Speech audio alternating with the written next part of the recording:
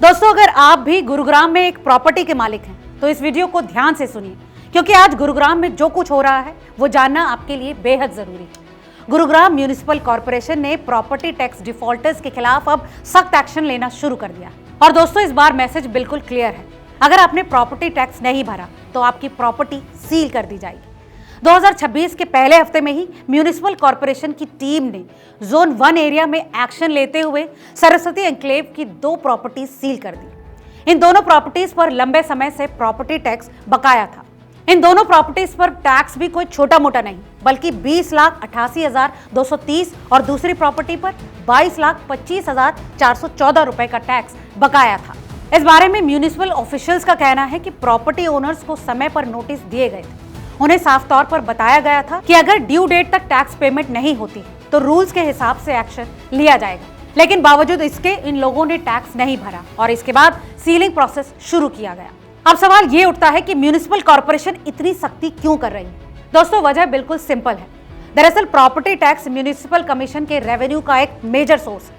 इसी रेवेन्यू से शहर की बेसिक फैसिलिटीज जैसे रोड्स, सैनिटेशन और इंफ्रास्ट्रक्चर मेंटेन की जाती है। अगर टैक्स कलेक्शन वीक होता है तो डेवलपमेंट पर सीधे तौर पर असर पड़ता है। दोस्तों, नगर निगम की इस कार्यवाही के डेटा पर नजर डालें तो पिछले 15 दिनों में जोन 1 में ही कुल 28 डिफॉल्टर प्रॉपर्टीज सील की जा चुकी है। इसके अलावा 33 और प्रॉपर्टीज आइडेंटिफाई की गई हैं, जिनके खिलाफ आने वाले दिनों में एक्शन लिया जा सकता है। दोस्तों, म्यूनिसिपल कॉर्पोरेशन लगातार नोटिस जारी कर रहा है ताकि लोग खुद ब खुद अपना टैक्स क्लियर कर दें। हालांकि इस पूरी प्रक्रिया के दौरान कुछ घर मालिकों ने ऑब्जेक्शन भी फाइल किया। दरअसल नोटिस मिलने के बाद 11 प्रॉपर्टी मालिकों ने अपने प्रॉपर्टी टैक्स डेटा में गड़बड़ियों को लेकर ऑब्जेक्शन केस किया, जिनकी वेरिफिकेशन अभी भी चल रही है। वहीं सीलिंग के एक्शन को देखते हुए 2 प्रॉपर्टी मालिकों ने अपना पेंडिंग टैक्स तुरंत जमा कर दिया। इस बारे में गुरुग्राम म्यूनिसिपल कमिश्नर प्रदीप दहिया का कहना है कि प्रॉपर्टी टैक्स सिविक सिस्टम की बैकबोन है। इसी पैसे से शहर के डेवलपमेंट प्रोजेक्ट्स और पब्लिक सर्विसेज चलती है।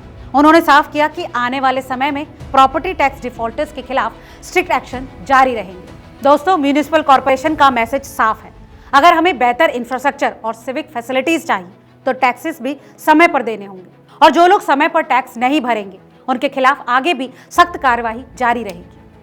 दोस्तों, आप म्यूनिसिपल कमीशन के इस फैसले को और इस कदम को कैसे देखते हैं, हमें कमेंट करके जरूर बताएं। और हाँ, वीडियो अगर काम का लगा हो तो इसे लाइक और चैनल को सब्सक्राइब करना ना भूलें। बहुत बहुत शुक्रिया।